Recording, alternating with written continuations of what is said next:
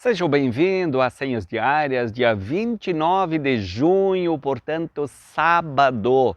Hoje nós temos sábado, final de semana, então planeje esse final de semana não fugir de Deus, planeje buscar a presença de Deus, planeje prestar culto a Deus, planeje ter comunhão com os irmãos, planeje, sim, com a família, engrandecer o nosso Deus que merece ser louvado e engrandecido. Tudo aqui é vaidade. Um matutino paulistano transcreve uma crônica do Neues Wiener Journal de Viena, que se fazem algumas interessantes observações sobre o destino das muitas rainhas de beleza eleitas nos concursos anuais. Vejamos o destino de algumas delas. Uma dessas beldades do México, Ruth Youde, casou-se com um milionário. Ciumenta em extremo, vivia em constantes discussões com o marido. Veio a desconfiar de duas amigas e envenenou-as. Processada, sentenciaram-na à execução em cadeira elétrica, pena que, à última hora, lhe foi comutada. Miss Polônia 1928, alta, forte, esportista de renome, campeã em vários jogos, batia sem dó, sem piedade no pobre marido, maltratando-o por tal forma que ele recorreu aos tribunais, conseguindo divorciar-se dela. Alice Badin, romena, foi presa pela polícia francesa sob a acusação de haver conseguido de um oficial da Marinha documentos secretos para vendê-los a uma potência estrangeira. Não podendo, porém, provar o crime, soltaram-na, contentando-se com expulsá-la da França. Miss Inglaterra, Angela Joyce, noivou com um riquíssimo lorde, mas este desfez o noivado e ela exigiu 100.000 libras esterlinas de indenização, mas só conseguiu a terça parte. Lady Holman, atriz num teatro de Broadway, casou-se com o filho do rei do tabaco. Logo depois do casamento, o marido milionário foi encontrado morto. As suspeitas recaíram sobre a esposa, que momentos antes tivera calorosa discussão com o marido.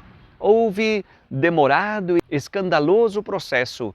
Depois de muitos longos dissabores, a atriz foi despronunciada por falta de provas.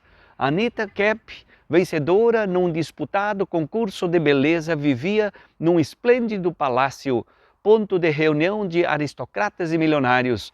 Depois de algum tempo, caiu em completo esquecimento. Alguns meses, porém, jornais norte-americanos voltaram a falar nela.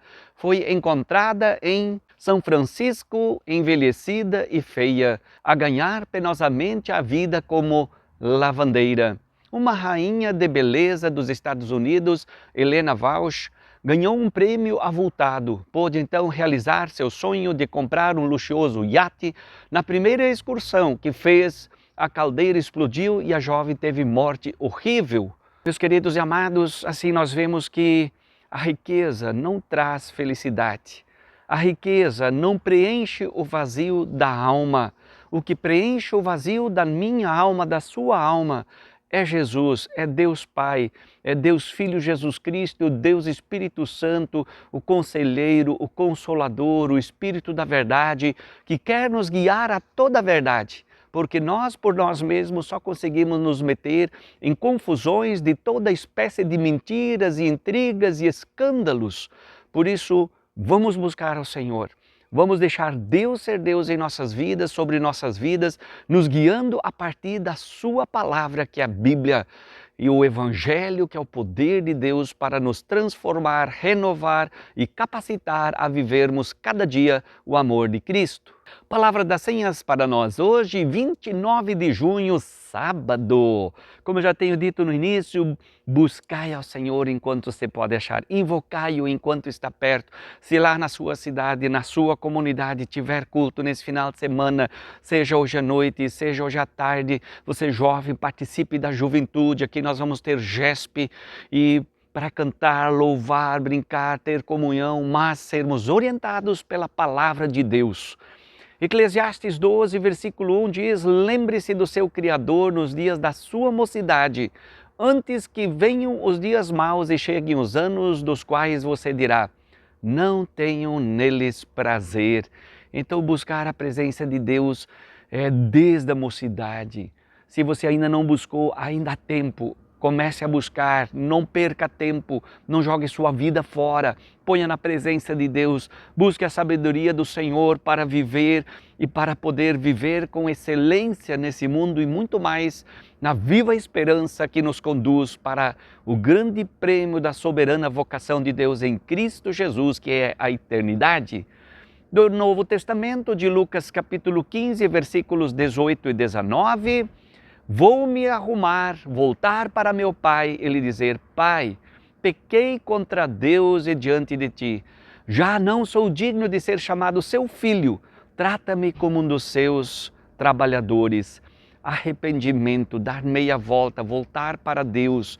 Então, quando nós reconhecemos o nosso pecado, nosso estado de perdição, de perdidos, longe da presença de Deus, é voltar para o Senhor, é se arrepender, é pedir perdão a quem nós devemos pedir perdão, é dar perdão a quem nós devemos dar perdão. Então, decida perdoar. Não espere primeiro, eu primeiro tenho que sentir alguma coisa no meu coração, Deus ainda não me colocou e Deus não vai colocar, porque é decisão sua perdoar. Então não é uma emoção, se perdoa com a razão, a gente se prepara, a gente precisa libertar muitas vezes aquela pessoa que fez algo de ruim ou de mal contra a gente, orar por essas pessoas, amar aquelas pessoas e sermos guiados pela vontade de Deus. Mudar de cidade, trabalho, de igreja, não é a solução para viver em novidade de vida. Após declinar de grande riqueza até o fundo de um chiqueiro, o filho pródigo descobriu isso. Foi assim que decidiu refazer o caminho de volta para o lugar de onde ele nunca deveria ter saído, a casa do seu pai. Acolhido, aceito, ele pôde recomeçar. Há um caminho de volta para quem perde o primeiro amor, arrepender-nos, voltarmos para Deus, somente nele encontramos vida verdadeira, encontramos salvação, acolhimento, encontramos, sim, aquele aconchego no Senhor, junto com irmãos e irmãs da vida de fé. Então não fuja da presença de Deus, busque a presença de Deus, faça do seu corpo um sacrifício vivo, santo e agradável a Deus, que é o nosso culto racional, diz o apóstolo Paulo em Romanos 12, 1 e 2. Busque, creia, confia, entregue, deixa Deus ser Deus. Aí numa palavra de Johann Heinrich Schröder que diz assim, uma coisa só importa, uma só, Deus é Senhor. Tudo o mais não nos conforta, mas abate e é sem valor. É fútil e vão de ti nos desvia e impede que achemos real alegria. Porém, se o tesouro real eu achar, em júbilo eterno haverá de exultar. Que Deus nos conduza, nos oriente, nos fortaleça fé e vida durante esse dia de sábado.